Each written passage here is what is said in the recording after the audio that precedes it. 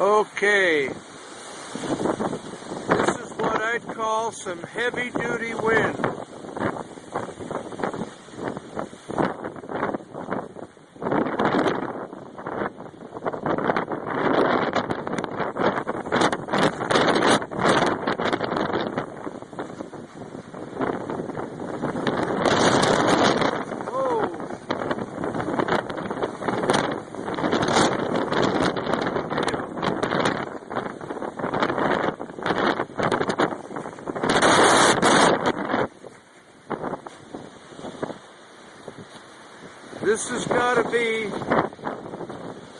This has got to be 50 miles an hour.